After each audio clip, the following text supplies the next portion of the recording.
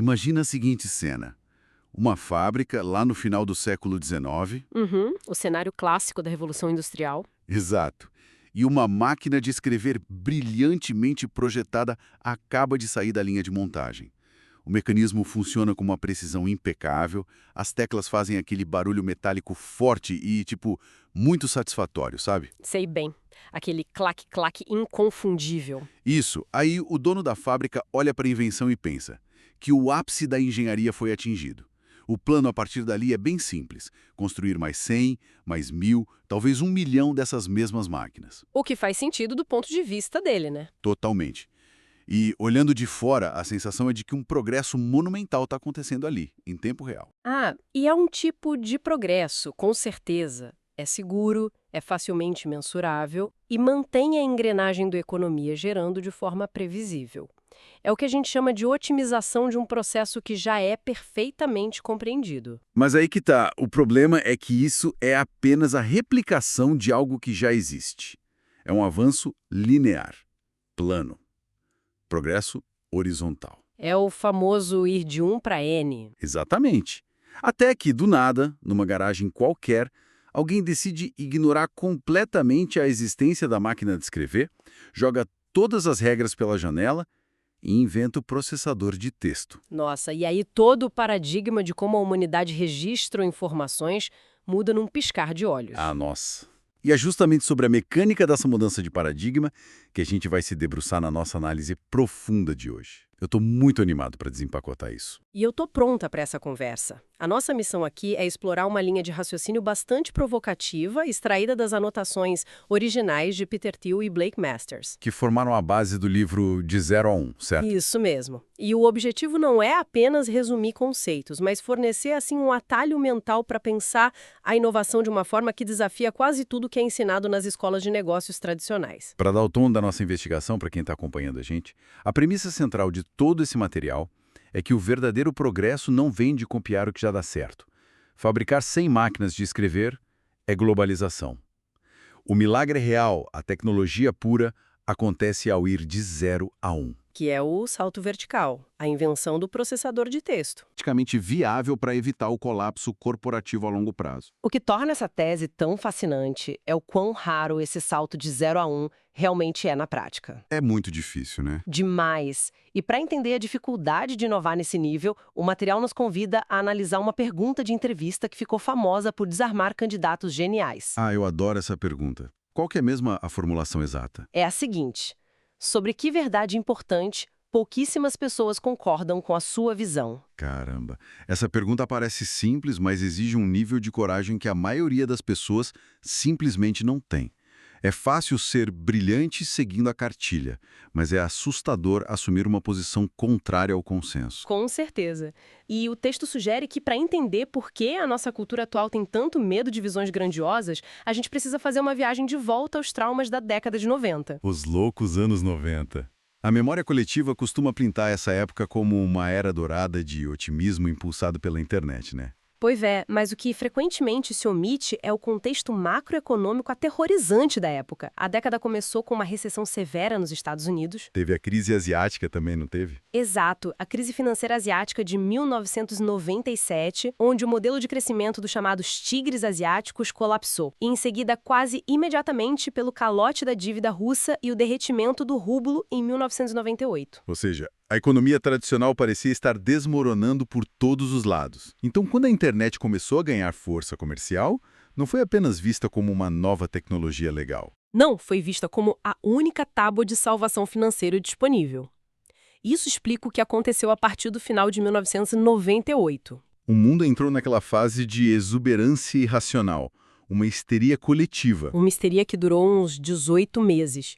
E olha só, para ilustrar o nível da loucura, bastava uma empresa adicionar o sufixo .com ao seu nome para que o valor de mercado dobrasse instantaneamente. Mesmo sem gerar um único centavo de lucro. O material até cita uns casos bizarros, tipo estudantes de pós-graduação sendo nomeados CEOs de meia dúzia de empresas ao mesmo tempo. Sim, simplesmente porque havia mais capital de risco fluindo do que pessoas para gerenciar esse dinheiro. Nossa, e o próprio PayPal nos dias iniciais.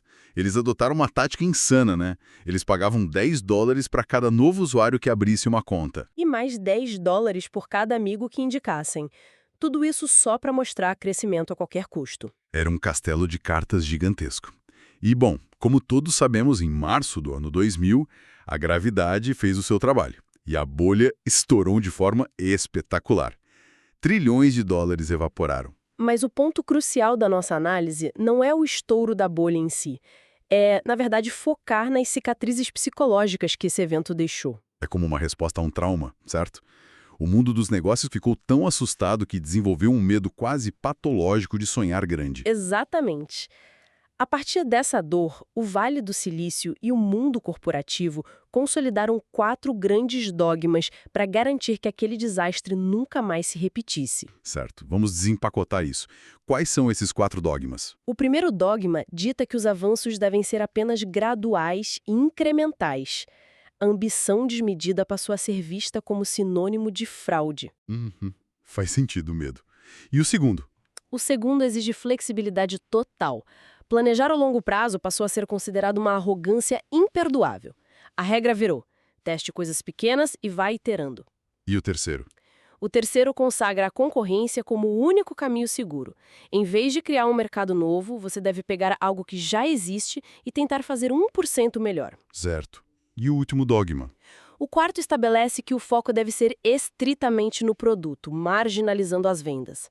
É aquela crença romântica de que um produto genuinamente bom se vende sozinho. Mas olha só, se a gente parar para pensar, esses 4 princípios são exatamente o que todo acelerador de startups, consultoria e manual de negócios prega hoje em dia. É o verdadeiro evangelho do empreendedorismo. Pois é, mas o material argumenta que eles estão fundamentalmente errados. Sério? Como assim? A argumentação é de que esses princípios não nasceram da razão, mas do pânico. O texto sugere que os princípios opostos são, na verdade, os corretos.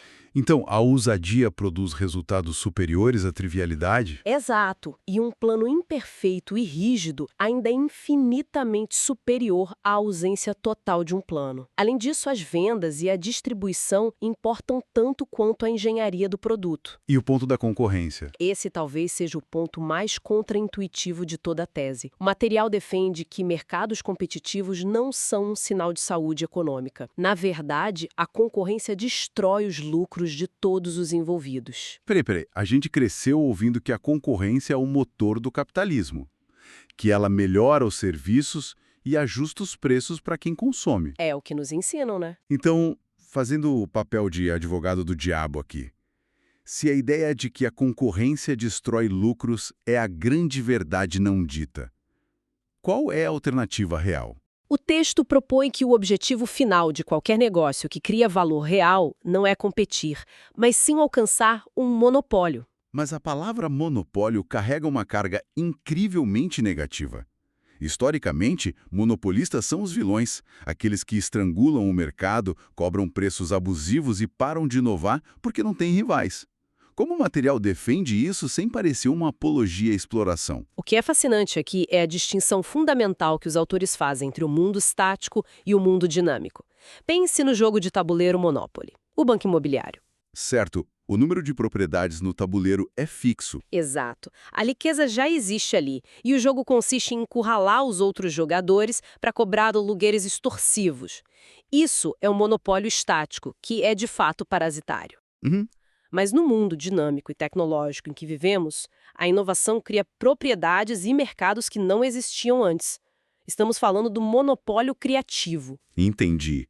Dá para pensar na Apple com o lançamento do iOS, por exemplo? É o exemplo perfeito.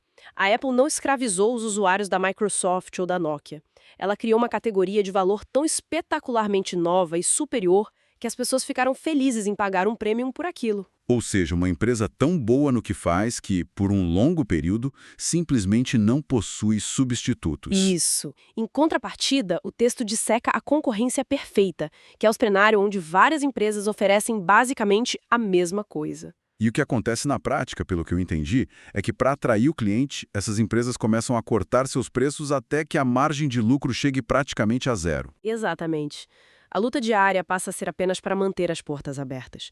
O exemplo da alta gastronomia ilustra isso de forma trágica. A história dos chefes do Guia Michelin, né? Pois é. O sistema cria um ambiente de concorrência tão feroz e indiferenciada entre restaurantes de elite que a pressão se torna insustentável. A margem de lucro é mínima, a jornada de trabalho é desumana. E o medo de perder uma única estrela levou chefes brilhantes como o francês Bernard Loiseau ao suicídio. É chocante. A concorrência perfeita, longe de ser um ideal romântico, é uma máquina de moer pessoas e recursos. E por causa dessa realidade brutal, a análise aponta para um fenômeno psicológico muito curioso no mercado. Todo mundo mente. Mente sobre o quê, exatamente? As empresas distorcem a realidade para esconder de qual modelo elas realmente fazem parte. Monopólios mentem para parecerem menores e mais vulneráveis do que são, principalmente para evitar o escrutínio de reguladores e processos antitrust. O Google é um exemplo disso, né? Eles controlam a esmagadora maioria das buscas globais, mas não saem por aí se definindo como o monopólio mundial das buscas. Claro que não. Eles se definem como uma pequena empresa de tecnologia competindo no colossal mercado global de publicidade, que vale quase 500 bilhões de dólares. Ah, claro. Ao enquadrar o próprio mercado dessa forma ampla, a fatia do Google parece inofensiva. Do outro lado, as empresas presas na armadilha da concorrência perfeita mentem desesperadamente para parecerem únicas. Elas criam interseções narrativas minúsculas. O exemplo do restaurante em Palo Alto é hilário. O sujeito abre um restaurante de comida britânica e se convence de que tem um monopólio porque ninguém mais serve comida britânica nesta rua. O que ele ignora fatalmente é que o mercado real não é a comida britânica, mas sim pessoas com fome em Palo Alto. E ele está competindo com dezenas de outros restaurantes por esse estômago. Exato. O mesmo vale para Hollywood. Alguém tenta vender um roteiro sobre um astro do rap que se une a hackers adolescentes para lutar contra tubarões mutantes. É uma ideia 100% única. Mas ser diferente não significa que existe um mercado disposto a consumir aquilo. Exatamente. Mas aí me viu uma dúvida.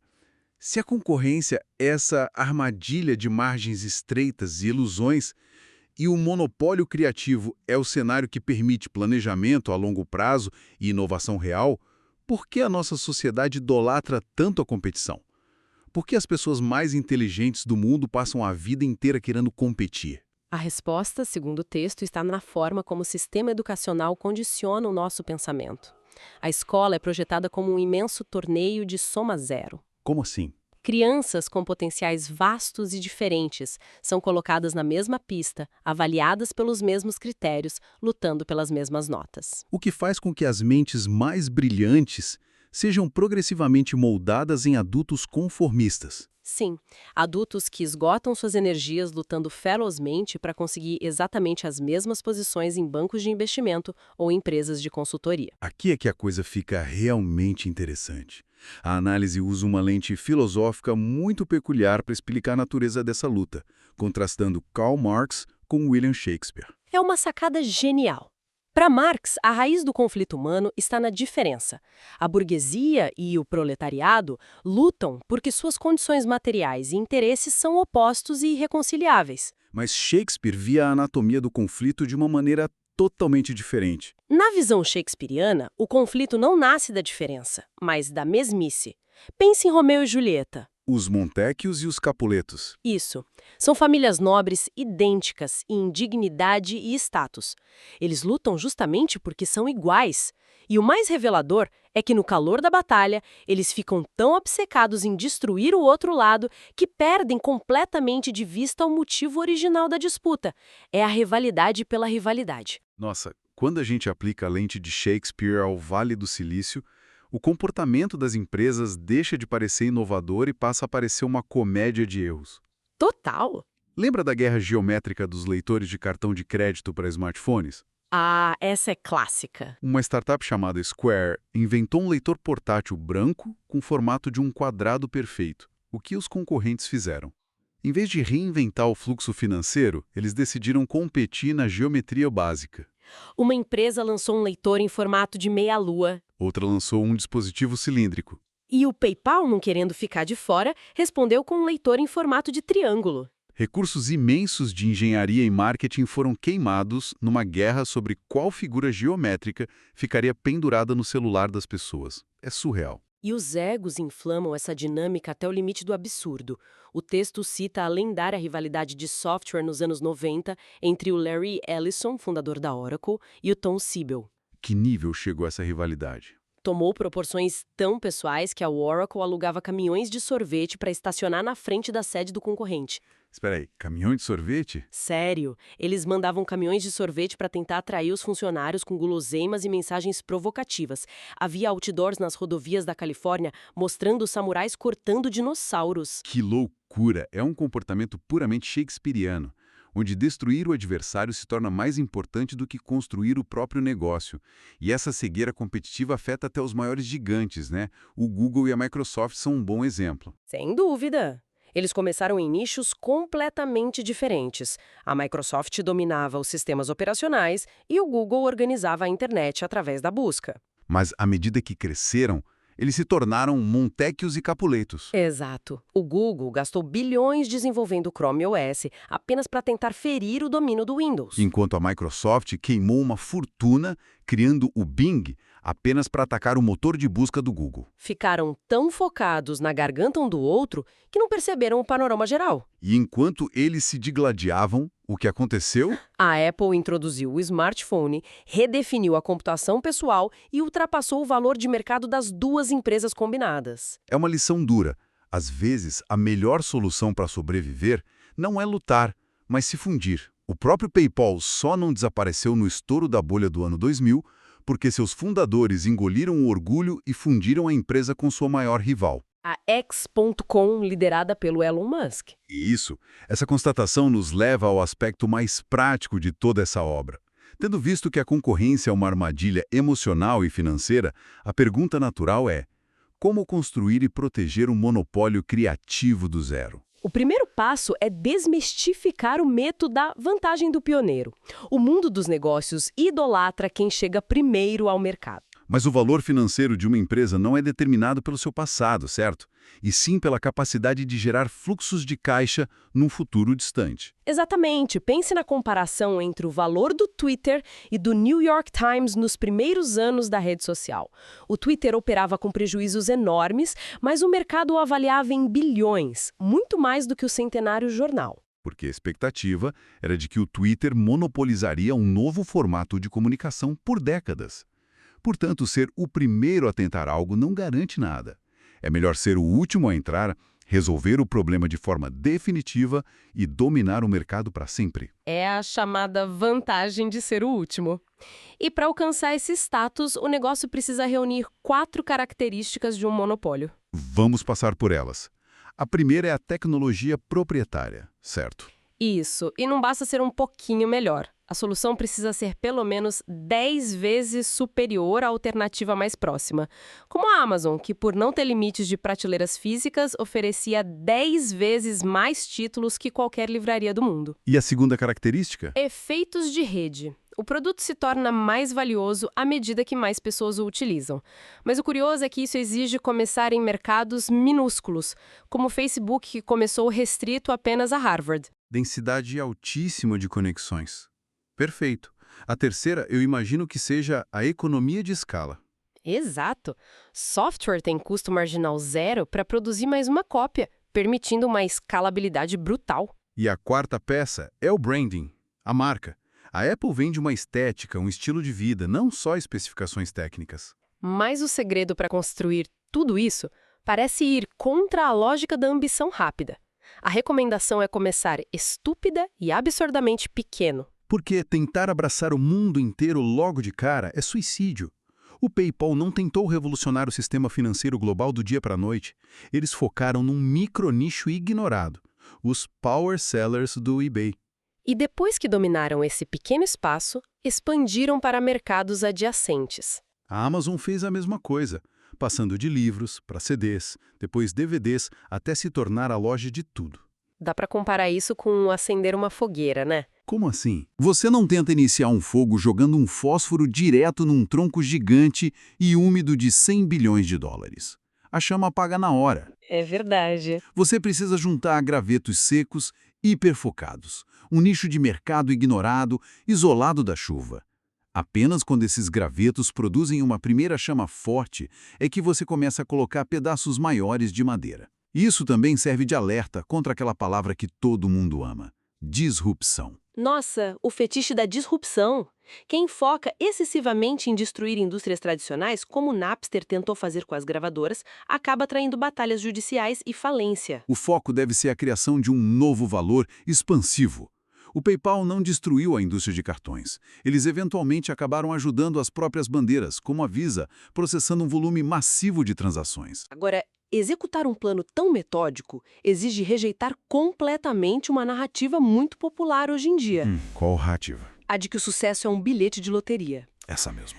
O texto refuta a ideia, popularizada por autores como Malcolm Gladwell, de que o sucesso é mera contingência, pura sorte de estar no lugar certo na hora certa. O fenômeno dos empreendedores em série prova que há um método. Jobs, Musk, Dorsey.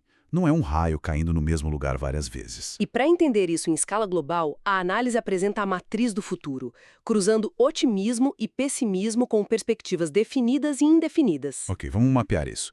O que seria o pessimismo definido? A China atual é um bom exemplo. A visão deles é de que os recursos acabarão e o futuro será duro. Como sabem disso com clareza, eles têm um plano definido: poupar, copiar tecnologias e construir infraestrutura massivamente para garantir a sobrevivência. Certo. E o pessimismo indefinido? A Europa atual se encaixa aí, a expectativa difusa de que o futuro será sombrio, mas sem saber de onde virá o golpe. A resposta é apenas tirar longas férias e reagir aos eventos sem um plano mestre. O que nos leva ao otimismo indefinido que define os Estados Unidos e muito do Ocidente desde a década de 80. A crença de que o futuro será melhor, mas sem a menor ideia de como construir esse futuro. O foco passa a ser apenas otimizar o processo do presente.